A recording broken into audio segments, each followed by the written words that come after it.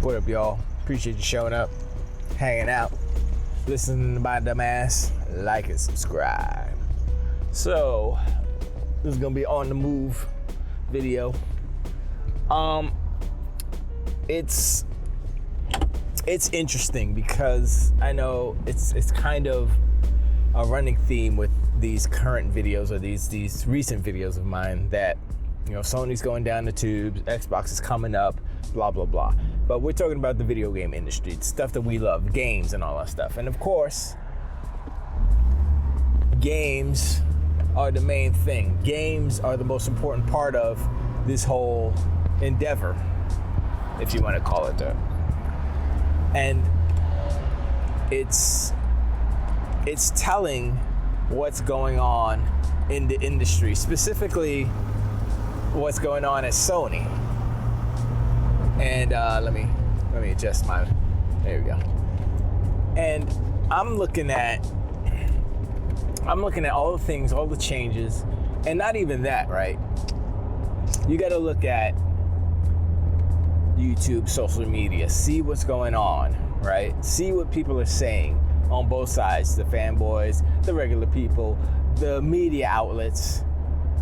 And what you will notice is the change. You'll see the change in attitude. You'll see the change in how reporting happens when it comes to Xbox performance, PlayStation performance, and all these things. Now, there are still outlets out there that are still going to be on Sony's side, protect Sony, if you will, because of how Sony operates within the industry, how they will blacklist you if you don't say nice things about them.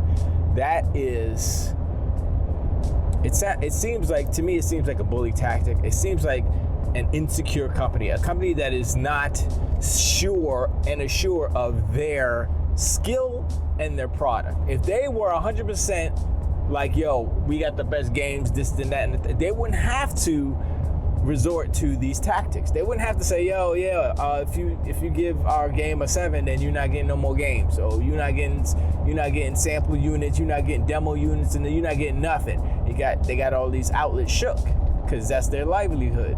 You know, it cuts into their profit, to their bottom line, because they have to pay for these games, pay for these devices in order to review them, in order to get the clicks. So that's where the pull is. That's where the tug of war is when it comes to Sony versus these outlets, not versus, but in relation to them and how business is done. Xbox didn't have that luxury. Their luxury is that they have money and they can pay for what they need to pay for. A perfect example is right now, there is nothing but ads going on for Modern Warfare and Starfield, all Xbox games. You go to Times Square in New York right now. What you see, Modern Warfare 3, Starfield, all over the place. Maybe Spider-Man 2 was there. I didn't really see it, but I don't think it is because Sony spent so much money trying to fight off this ABK deal. They ain't got no money for advertising anymore. They spent their lunch money on the ABK deal trying to fight it.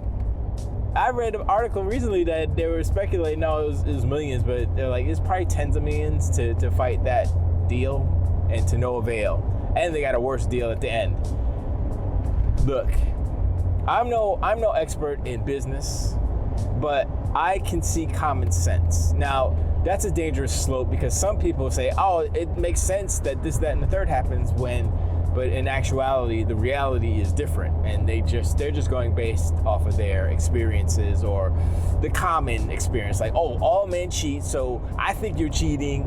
This is an example, of course. All men cheat, I think you're cheating, so I see you doing something shady, I think you're cheating. That's it. That's the truth, but it's not. It's like, you know, there's nuances to all situations.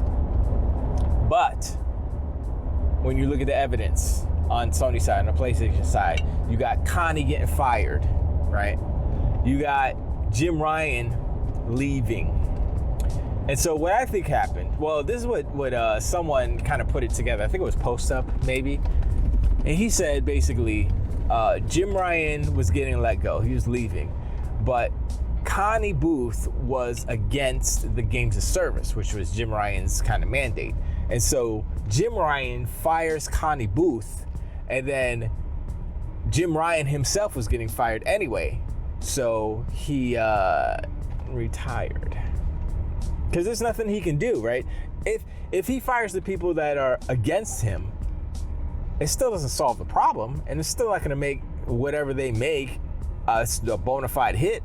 And honestly, I'm like, I don't even understand the logic of, oh, we're going to do 12 games of service games. I'm like, there's no company out there today that has 12 games of service games, whether it's third party partnerships, whether it's first party. Nobody. I think Microsoft might be the closest because they have Sea of Thieves, Minecraft, other games, I guess Forza, but that's not really. They have more than one, let's just say. I guess Epic they have Fortnite. What else do they have? Oh, Fall Guys. They bought that. I don't know if that. I guess that counts a little bit because you can buy skins and stuff. So, a handful, not 12. Now I understand their logic in that. It's like we do 12, maybe 2 or 3 hit off, jump off, and then we're good, right? So I get it, but the whole mantra behind PlayStation since the beginning has been quality over quantity. So 12 games just to the layman, that seems like overkill. That seems like y'all are banking on some of these not working out instead of concentrating on a game that would be more successful or more possibly to be more possibly successful. Words are just really not working this morning. Sorry. But instead of focusing on the quality of said games as a service game, gas games, they're doing quantity and hoping one jumps off. And I'm like, this is the perfect indication and illustration of what Jim Ryan is, how his leadership is. It's not about quality. It's about making money. And so he did the math, I guess, and said, well, if we do 12, one of them's got to jump off. And if one jumps off for the long term, then, yeah, it makes sense that way. But 12? Come on, son. That's too much. Even me, the layman, the idiot, knows that 12 is too much. 4 seems like too much. 3, sure, let's go. But anyway, the video game market, the industry, the thing that we love. I always have to say that. I always have to emphasize that because it is literally, yes, it's a hobby for some. Yes, it's a career for others. I'm technically in it as a career, but the love didn't start for me being like, oh, I'm gonna do music for video games. That wasn't the goal. I just happen to do music, and then I like video games. I like movies too, but that's a whole nother. Would I ever do a movie soundtrack? I don't know. The RZA did one, so I guess I could. If he could do one, I can do. Anyway, but I don't see how Sony makes it out of this unscathed. The damage is kind of already done. It's just kind of like I say before, it's a slow motion car crash that's happening in front of our eyes. And every day, there has not been good news on the Sony front for a while. You can say, oh, Spider-Man 2. Even the Spider-Man 2 sales was falsified. They double counted in the UK, and I'm like, wait, what? Huh? How does that happen? I know I talked about this. And now, Super Mario Wonder is the fastest selling. Not Spider-Man 2. So they're gonna pull out the 5-day count now to match it up with God of War Ragnarok. See, it was funny when they put that out. I was like, why is it 1 day? Why isn't it like 3 days like the other games? Or why isn't it like 5 days like Ragnarok? Why you keep changing the metric in which you measure and gauge these successes? That is manipulation. That's manipulating the numbers. That's manipulating the numbers in order to seem like you're better than you actually are. Sounds like Trump. Trump did that. Donald Trump, he's a dummy. He did that a lot. Now he's in really big trouble for manipulating the numbers, if you will. But yeah, I always do like correlations like that because it's like right in your face. And if you're gonna ignore it, then that's on you. Now, one thing I will say that I am slightly concerned about.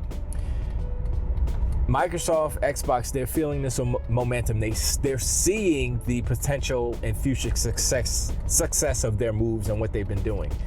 And I don't want to see them turn into a Sony, basically. I don't want them to get that hubris that Don Matrick had to almost destroy the brand.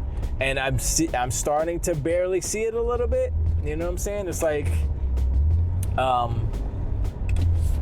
sorry, I'm doing a real quick bad thing. I saw with the Brazil price hike, I'm like, oh, that's not a good look.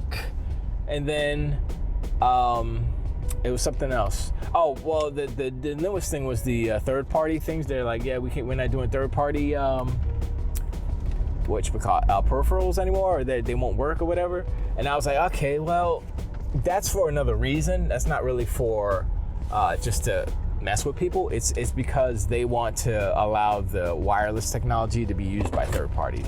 That's how I understood it. But you know, it's I that's one thing that I do fear. I don't want Microsoft to fall back into that kind of that lane, if you will. Now, I don't think it will, because you know, Phil Spencer is a different leader than Don Matrick. Sarah Bond is a different leader than Don Matrick, I guess. Matt Booty, he's a pit bull. He's like, give me that's so I'm not worried about it too much, but I'm looking at it. I'm making sure I pay attention to what they do and the moves. And part of it is business. Part of it is like, okay, we got to increase the price here. We got to do this. We got to do that, because you know, whether we like it or not, this whole the global economic situation has affected everything. Trust me, I'm looking at prices and stuff. I'm like, shh. And it's not a good look, and it's not looking promising for a while. So, you know, you can expect those prices to go up like that. But, you know, fortunately, Microsoft is in a position to have the capital to make moves without losing their shirt, you know. And their goal is the long term. They've always had that long term goal to try to get more subs and that. And yes, they want to sell consoles too, but that's not the primary. That's not their one singular goal like PlayStation is. And that's the difference. And that's where PlayStation falls short, because they can't maintain it. They can't maintain that trajectory, because they can't maintain the budgets that help them sell the consoles.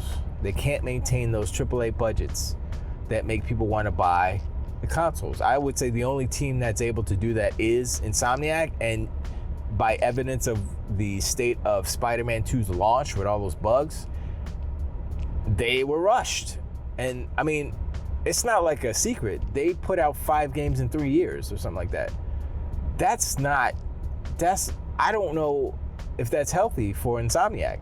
And Sony has been known, their studios, to have a bad crunch culture. That's the whole Naughty Dog thing. You know, they got in trouble for that. So, but people are ignoring that. People forget. People have amnesia. So, whatever. You know, I would just say, you know, we love video games, right? Let's not forget and let's not ignore the things that would harm the video game. And I'm talking about reality. I'm not talking about all these fake concerned people, these ponies that are like, oh my gosh, monopoly and blah. Like, no. That's not how this is working, okay? So I want common sense thoughts, you know? You may think monopoly is bad. Sony was acting more monopolistic than Microsoft. Just because Microsoft has the ability to buy things, Sony was buying things too. They were buying exclusivity, which is a cousin to monopoly, because you're literally cutting off the access to product for the other companies, for your own company, for your singular company. Monopoly. That's what they were doing.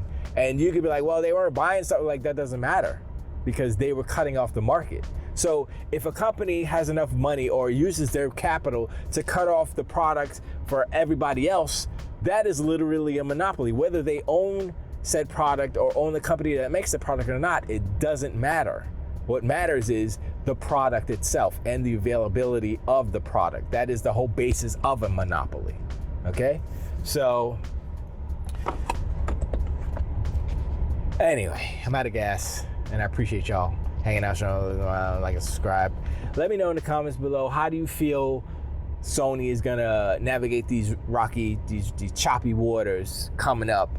What do you think the jump off game is gonna be for 2024? Because we have no idea. Okay, maybe it's foam stars, I don't know. You know, and what do you think Microsoft, how do you think the future of Microsoft is looking right now? And what are you guys looking for? As far as games, let's talk about games. Like, what games are you looking forward to?